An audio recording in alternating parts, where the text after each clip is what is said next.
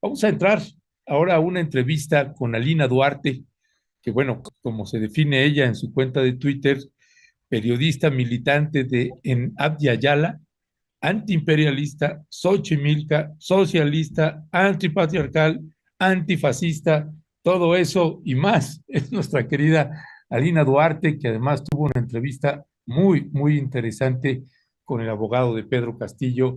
Así que le damos una cordial bienvenida a nuestra querida Alina Duarte. Alina, muy buenos días, bienvenida. Muy buenos días, Ernesto. Gracias por la invitación. Feliz de estar aquí con ustedes. Gracias, Alina. Pues hay declaraciones fuertes del abogado de Pedro Castillo, donde califica al derecho internacional latinoamericano de racista y clasista en esta entrevista que realizaron. Entiendo que tú y Cau Sirenio conjuntamente, no sé cómo estuvo ahí, o si la hiciste tú, pero pues declaraciones bastante fuertes del abogado. Sí, bueno, el abogado de Pedro Castillo estuvo hace unas semanas por acá, por la Ciudad de México. Ya lo veíamos incluso en la cuenta del presidente López Obrador. Se reunió con él, también cuenta esto en esta entrevista, en este espacio.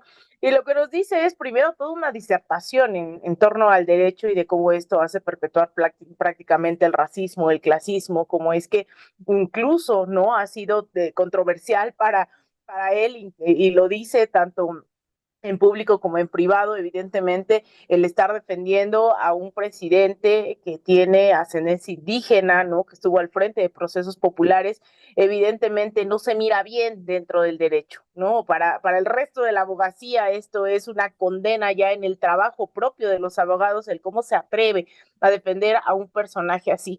Sin embargo, pues lo que dice es, tenemos que actuar, ¿no? Desde la misma abogacía, tenemos que desde las leyes también desarticular este colonialismo, tenemos que avanzar en una nueva concepción del derecho mismo, que no se ha visto dentro del escenario, mucho menos del internacional.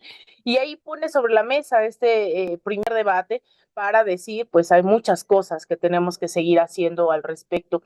Y la otra es, pues obviamente, la situación misma del profesor Pedro Castillo, la cual pues hemos visto que pues pasa inadvertida dentro de los medios de comunicación. Se sigue insistiendo en que fue un autogolpe de Estado y lo que estamos viendo es cómo desde antes de llegar a la presidencia ya se había puesto todos los obstáculos posibles sobre la mesa para impedir que llegase, fuera a través del conteo voto por voto, ¿no? A través del fujimorismo, o una vez que estuvo en el poder, pues ya luego este embate por parte de las oligarquías peruanas hasta que pues lograron encarcelarlo. Y esto es lo que cuenta no solamente el abogado, sino a través de las mismas cartas que se han hecho públicas a través de redes sociales, las condiciones pues sí, inauditas que ha pasado el presidente Pedro Castillo, que además, insisto, ha estado totalmente inadvertido dentro del escenario público, Ernesto.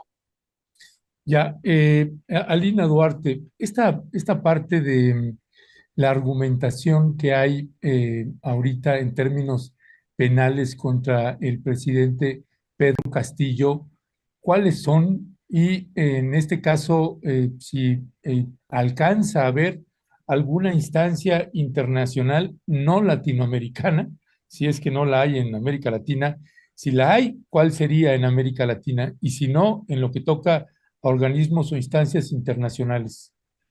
Pues mira, en realidad esta es una de las críticas que también se hace en esta entrevista, que es que el sistema interamericano está al servicio de ciertos poderes, ¿no? No es que es claro que este sistema interamericano, estas organizaciones internacionales no están caracterizadas por defender la soberanía de los pueblos, especialmente la OEA, ¿no? Que hemos visto durante estos años, pues ha venido en decadencia total luego del golpe de Estado en Bolivia, el cual prácticamente en vez de impulsar un proceso democrático dentro de la región, de garantizar que se cumpliera pues las condiciones mínimas de democracia en este país, lo que hizo la OEA fue encabezar estas afrentas golpistas en el caso de Bolivia en contra de Evo Morales. Entonces hay una deslegitimación total y absoluta por parte de estas instituciones internacionales. La CIDH obviamente ha tenido otro rol en diferentes casos y lo cual no ha perdido del todo esta credibilidad.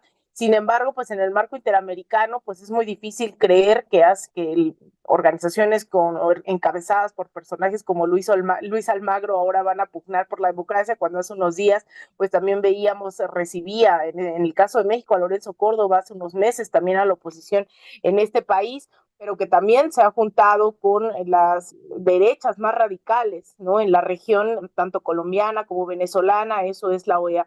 Entonces, es claro que esto es un tema total y absolutamente político y pone sobre la mesa el rol que ha jugado el gobierno de México, porque hace unos años era impensable que hoy bueno, en la región México jugara este papel, digamos, de protección, ¿no? De estos liderazgos de izquierda dentro de la región. Recordemos que así como Evo Morales busca asilo aquí, pues otros tantos también exiliados hoy del gobierno en su momento Lenín Moreno en Ecuador, se encuentran asilados aquí. También hay compañeros, compañeras del FMLN de El Salvador que se encuentran asilados aquí y también incluso el mismo golpe de Estado que Evo Morales ya se encuentra de regreso en Bolivia. Todavía hay muchos asilados bolivianos aquí en México. Entonces, en el caso del golpe en Perú el año pasado, pues ocurrió exactamente lo mismo. Muchos de estos personajes de izquierda, empezando por el propio Pedro Castillo, buscaron refugio en la Embajada de México, lo detuvieron en el camino, le impidieron llegar, ¿no? Y ese es el rol que hoy juega México en el escenario internacional, en el escenario regional, de la protección de estos liderazgos de izquierda. Y para ellos hay un antes y un después también de estas pues primero el asilarlo aquí en México a la familia de Pedro Castillo y segundo, pues también la clara dirigencia, ¿no? La dirección del gobierno mexicano de estar apuntando a que esto fue un golpe de Estado y esta presión internacional ha derivado en que otros presidentes, otros mandatarios también se hayan pronunciado al respecto e incluso en el caso, por ejemplo, del gobierno de Gustavo Petro en Colombia, ha sido declarado non grato por el Congreso peruano, pero el gobierno mexicano en sí ha generado todo un frente visible en defensa de Pedro Castillo, en defensa pues también de 70 personas que han sido asesinadas hasta este momento en cerca de 4 meses. Eso es también una cosa de verdad que no sé cómo no estamos hablando también de eso todo el tiempo de los medios de comunicación. Si esto ocurriera en cualquier otro gobierno de la región considerado de izquierda, evidentemente esto saldría al aire 24/7, sin embargo se trata de Perú, hay un dominio claro de las oligarquías peruanas y eso no se trata. Así que lo que se está tratando de visibilizar es que esto es un caso absolutamente político, no jurídico, que obviamente tendrá que pasar por la presión internacional y en eso hay que celebrar no solo los pronunciamientos constantes del gobierno mexicano al respecto, sino también de Colombia, también de Brasil, que en su momento también no sabíamos si se iba a pronunciar o no, había mucha confusión antes de que llegara Lula da Silva, fue en ese momento entre que ganó las elecciones y asumía la presidencia en el cual se dio este golpe de Estado en Perú y Lula también pues ahí en su primer momento jugó un papel de decir, bueno, que sea lo mejor, ¿no? Para los peruanos, sin condenar el gobierno dictatorial entrante. Y ahora lo que vemos es que ya hay más pronunciamientos, ya hay más necesidad de visibilizarlo, que espero que a esto se sume pues la audiencia, ¿no? Las y los ciudadanos de todo el continente haciendo presión por la liberación de Pedro Castillo. Gracias, gracias, Alina. Sí, de hecho, aprovecho para mencionarle que estamos planeando acá con algunos colegas que están dando un seguimiento, un grupo de abogados y abogadas, y vamos a hacer una serie de programas precisamente sobre lo que está sucediendo en Perú, porque ahorita, Alina, hablabas de Pedro Castillo, pero también la represión que ha estado viviendo el pueblo peruano, que pues si bien no está en los medios de comunicación, esta no se ha detenido, ¿no? Totalmente, de hecho, pues ya desde ese momento, principios de diciembre, que se avisoraba este golpe de Estado, yo creo que es de los más cruentos en la región. Hemos visto durante los últimos 20 años ciertos ataques de los medios de comunicación junto con los sistemas judiciales, esto que se le conoce como lawfare. Sin embargo, yo creo que el caso de Perú es uno de los más graves, toda vez que hay una arremetida mediática brutal de forma internacional, regional, todos los medios de comunicación se ponen de un mismo lado de las narrativas, haciendo creer a la gente que ya decía yo, esto se trata de un autogolpe. las instituciones jurídicas también avanzan en el mismo sentido, dándole la razón a no solamente ya al fujimorismo, sino a toda la derecha peruana, a las élites limeñas, en las cuales pues lo que están diciendo es que se trata de un ignorante que estuvo en el poder y que merecía, ¿no? Este concepto de incapacidad moral es lo que lo lleva finalmente a darle este golpe, a retirarlo de la presidencia, más allá de toda esa arremetida durante este año y medio que estuvieron dando, ¿no? Día y noche los medios de comunicación, arremetiendo en contra, haciendo que cambiara incluso 3 veces su gabinete, más hacia la derecha cada vez y cada vez más, y creo que uno de los errores ahí es el hecho de no haberse apoyado en esas bases sociales que le dieron la presidencia a Pedro Castillo y que de hecho son esas mismas bases sociales las que después salen a protestar y son asesinadas. Insisto, decenas de personas han sido asesinadas, incluyendo menores de edad, incluyendo bebés que han quedado en medio de estos conflictos y que han muerto, ¿no? En estas protestas, además de la clara y violenta, evidentemente, represión por parte de Dina Boluarte, quien formaba además parte del gabinete de Pedro Castillo. Entonces, esta represión ha sido de verdad sin antecedentes y también con la clara complicidad de grandes medios corporativos que han decidido no poner todo esto a la luz. Yo creo que el caso de Pedro Castillo representa lo que significan estas luchas por la democracia en el siglo XXI en el continente. Era muy evidente que un rondero, campesino, líder sindical, profesor de una de las partes de este Perú profundo, pues no podía ser presidente a la luz de las grandes oligarquías y es por eso que lo derrotan. Sin embargo, yo pondría también ahí sobre la mesa, antes de concluir, que hay una entrevista que le hacen hace unos meses a Pedro Castillo, en donde él habla también de la parte de los recursos naturales. Cuando él empieza a hablar, dice, sobre la soberanía energética en el país, dice, él empieza a sentir que se recrudecen estos ataques y es algo que no hay que minimizar, especialmente aquí en México, donde el tema del litio, en torno a la energía eléctrica, es el tema actualmente, La ley minera. lamentablemente la ley, a eso iba, la ley minera tal vez no quedó como la iniciativa en un inicio estaba, que nos daba mucha esperanza y que ahora vimos que no fue tan profunda esta ley minera. Sin embargo, creo que es importante hacer este símil de lo que ha ocurrido con los recursos naturales y la soberanía que ejercen los gobiernos en América Latina en los últimos años, ¿no? Ese es prácticamente el origen del golpe de Estado a Evo Morales en octubre del 2019. Eso fue el golpe de Estado también contra Manuel Zelaya en 2009 en Honduras, cuando decide hacer acuerdos en temas de petróleo con Venezuela. Eso es también, ¿no? La parte de las relaciones regionales con Lula da Silva, con Dilma Rousseff, y Dilma, pues bueno, ahora otra vez regresó a la escena hace unos días ya al mando del Banco de los BRICS, ¿no? Pero Sí, sí. también costó bastante ese regreso en Brasil de la democracia después de Jair Bolsonaro y una base actualmente de 38 millones de bolsonaristas.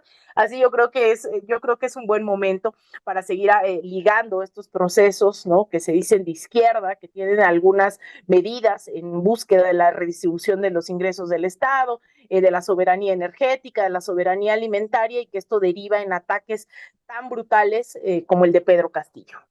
Ya. Alina Duarte, déjame, aprovecho antes de despedirte, eh, la parte del presidente Andrés Manuel López Obrador en este reacomodo que tenemos en el continente americano, particularmente en América Latina, pero me atrevo a colocar el continente en su totalidad, porque también para los Estados Unidos y Canadá tiene implicaciones el papel que ahora está jugando México en América Latina.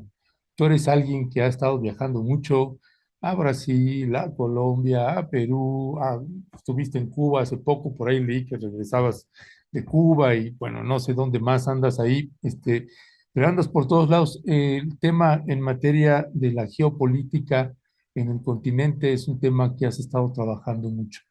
Desde tu punto de vista, ¿cuál es el papel, y perdón que eso no estaba en el guión de lo de la entrevista, pero cuál es el papel que está jugando México en este gobierno de Andrés Manuel López Obrador en el continente americano? Y esto lo refiero porque primero vimos un primer lance del gobierno de López Obrador cuando fue la cumbre de la CELAC aquí.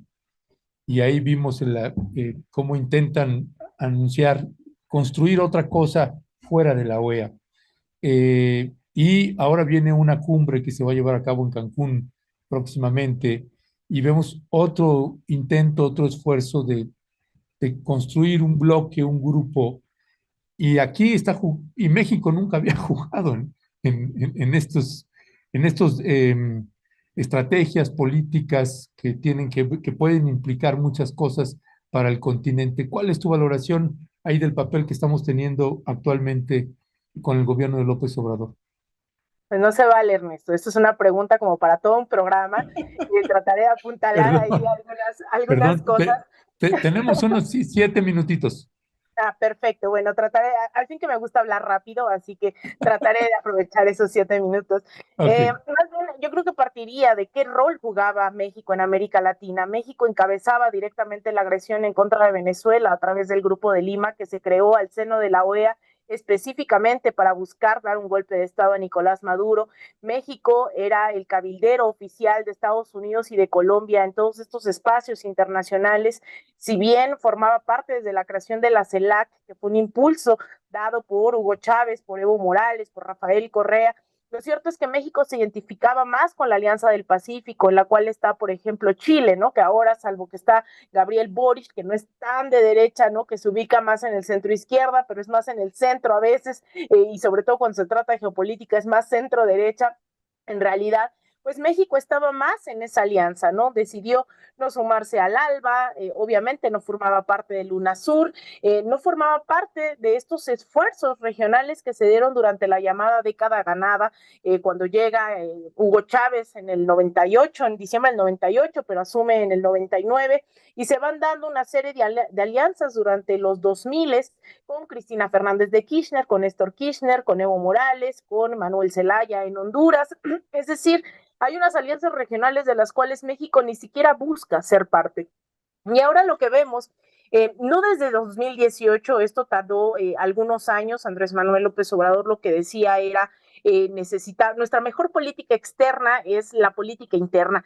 Sin embargo, yo ubico, ¿no? Que al momento en el que da asilo a Evo Morales después del golpe del 2019, ya es inevitable pronunciarse hacia la izquierda, hacia la integración e incluso cuestiona directamente a la OEA. Hay algo bien interesante que pasa también inadvertido en muchos medios de comunicación y es el rol que juega directamente México dentro de la OEA. En las sesiones, nuestra embajada, Lucelena Baños, ha sido una de las principales impulsoras de los cuestionamientos a alguien como Luis Almagro, que ha cuestionado el uso de recursos públicos, incluso que dan los estados que conforman la OEA, para su promoción personal. Almagro sacó su libro y lo estuve promocionando y todo eso con recursos que pagamos las y los latinoamericanos, latinoamericanas y caribeñas. Y Luz Helena Baños ha estado confrontándolo directamente, ha hablado en su cara, le ha dicho que es un cínico, que es un hipócrita, y esa batalla no ha estado dentro de los medios de comunicación. Ahora bien, ha habido una serie de eventos muy importantes durante estos últimos años que es inevitable decir que México ha virado rotundamente a la izquierda. Uno de ellos es su posicionamiento en torno a Cuba, ha hecho de Cuba y el alto al bloqueo una de sus principales banderas de la política exterior. No cualquiera levanta esa bandera a sabiendas de que Estados Unidos no necesariamente está muy feliz con que se le cuestione este bloqueo que ha durado 6 décadas e incluso le entrega a Díaz Canel la máxima orden que se le da aquí en México, que es la Orden del Águila Azteca. Esa la tiene Miguel Díaz Canel por lo que representa al frente del gobierno cubano. Ha tenido alianzas con todo Centroamérica. Yo sé que el tema de migración, ¿no? O sea, así como hablamos de algunas alianzas estratégicas en la región, hay temas muy controversiales todavía, como el tema de migración y el rol que tiene México. Obviamente no vamos a negar la hegemonía estadounidense. Sin embargo, México ha decidido llevar a cabo este plan integral de desarrollo en el sureste mexicano y en Centroamérica, que implica que, por ejemplo, en Honduras y en El Salvador existan 20,000 beneficiarios y beneficiarias de este programa Sembrando Vida y Jóvenes Construyendo el Futuro, 20,000 en Honduras, 20,000 en El Salvador. Hay 5,000 cooperativas cubanas también siendo ayudadas, apoyadas por el gobierno mexicano. Lo mismo se está implementando en países como Belice y estaba la clara intención de hacerlo en Haití, dado que Hay una situación bastante complicada en Haití. No creo que esto se haya desarrollado. Voy a actualizar ahí ese dato a ver si ya se está implementando de alguna forma. Y en el caso de América Latina, pues es evidente que no ha ocultado, ¿no? Su felicidad porque hayan llegado gobiernos como el de Gustavo Petro, como el de Lula da Silva, que haya apoyado de forma irrestricta incluso a Cristina Fernández de Kirchner, ahora con todos los ataques, intentos de lawfare e incluso intentos de asesinato hace unos meses en su Sí, contra. sí. El presidente ha respaldado indiscutiblemente a Cristina.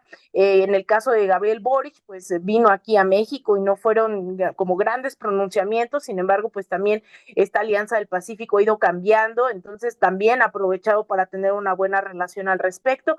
Y en cuanto a los asilos, les decía, pues ha dado asilo a Evo Morales, a pesar de que sabemos que uno de los principales orquestadores de ese golpe debió ser Estados Unidos. También a los asilados y asiladas del gobierno de Lenín Moreno, que se encuentran aquí, empezando por ejemplo con Gabriela Rivadeneira, quien era presidenta de la Asamblea Nacional, perseguida por Lenín Moreno, hoy se encuentra asilada aquí en México. El ex canciller Ricardo Patiño, también del correísmo, está aquí asilado. Carlos Viteri, también que era diputado de la Asamblea Nacional, también se encuentra aquí asilado.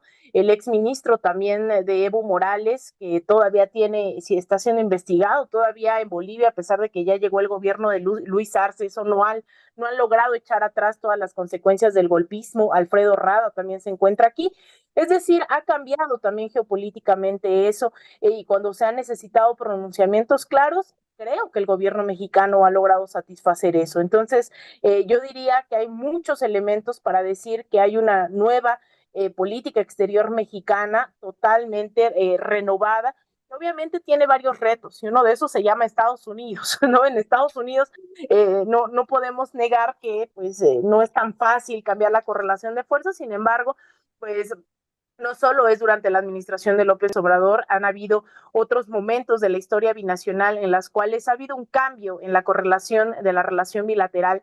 En el caso de cuando acaba la Segunda Guerra Mundial o durante los 80s, 90s, es decir, no siempre ha habido esta política de venir y golpear al gobierno mexicano. En algunos momentos el gobierno estadounidense se ha beneficiado también de, obviamente por necesidades de materias primas, ¿no? Ha habido la llamada política del buen gobierno, en donde pues dijeron vamos a interceder menos en sus asuntos internos. Entonces creo que recurriendo a esa historia binacional es a lo que le apuesta el presidente López Obrador, a decir, bueno, somos vecinos, nos podemos beneficiar ambos, ¿no? De lo que necesitemos, y la pandemia fue un gran ejemplo de ello, en donde pues obviamente Estados Unidos entró en un proceso de inflación económica tremenda, y que también México, al haber adquirido la refinería de Deer Park, pues les dio un margen de acción pues considerable. Entonces estuvieron adquiriendo también materia prima a Estados Unidos de México, y se dio, ¿no? Entonces no es fácil negar la hegemonía estadounidense y las presiones que tienen sobre nosotros. Por ejemplo, en materia migratoria es evidente que ahí hay una presión para que, como decíamos, no paguemos por el muro, pero de alguna forma nos volvamos y que no hay que negarlas. Pero yo sí creo que ha habido también un cambio en los cuales pues el mismo gobierno de Estados Unidos se ha visto beneficiado, y que podemos ir cambiando ahí algunas de estas relaciones. Falta mucho que hacer, sobre todo en el tema de tráfico de armas. Ahora vemos que Estados Unidos, pues sí, muy amigos o aparenta, ¿no? Esta relación de amistad, pero las secciones más de derecha dentro del Departamento de Estado, dentro de los demócratas, de los republicanos, se siguen pronunciando por unas intentonas incluso de invasión, que ustedes dirán, pues suena muy exagerado, pero no, estos intentos de invasión han sonado los últimos años. En el caso de Nicaragua, en el caso de Venezuela, y con la mano en la cintura deciden pasar leyes que permitan hacer cosas como estas. Entonces, también hay que entender el gobierno de Estados Unidos como una pugna interna, en la cual pues el gobierno mexicano también ha echado Ya, mano de algunos de un sí, lado, de algunos del otro, pero los retos evidentemente son bastantes. ya. Pues Salina Duarte, pues así como lo dijo, 8 minutitos, 7 minutos y no paró. Efectivamente, como ustedes vieron, se fue de corrido y más en estos temas, Salina, así nada más usted le da play y se arranca. Este, Arrancamos. Alina, pues ya me gustaría luego en otro momento poder seguir platicando. Hay gente que, por ejemplo, me parece interesante que señala que por qué no hacemos un análisis sobre Centroamérica, por ejemplo, qué está sucediendo en Centroamérica también. Y creo que sí, es necesario, porque ahí hay de todo en la viña de la Virgencita Morena y Rebelde. Así que habrá que seguir también platicando sobre eso. Por lo pronto, Alina, querida, te mandamos un fuerte abrazo y ahí seguimos en comunicación. Muchas gracias, querido Ernesto. Así es, creo que hace falta hablar de América Latina muchísimo. Así que Muchísimas. bueno, ahí luego me das otros 7 minutos y también nos arrancamos. Te mando un abrazo a ti y a toda tu audiencia. Gracias. Le aviso que pegamos la liga a esta entrevista que hace Alina Duarte al abogado de Pedro Castillo. También se publicó en pie de página. Así que le pegamos la liga de pie de página para que usted pueda acceder a esta entrevista que hizo Alina. Y además está la liga del video para que usted pueda ver esta entrevista que también fue grabada a través de video y que usted puede verla. También tienes una página de YouTube, ¿verdad? No, bueno, tengo un canal, pero la verdad no he subido casi nada ahí, así que todo está ahí en Facebook y compartiremos también estos enlaces de pie de página, que es en donde está en exclusiva este contenido el día de hoy. Órale, gracias, Alina. Fuerte abrazo. Chao. Gracias.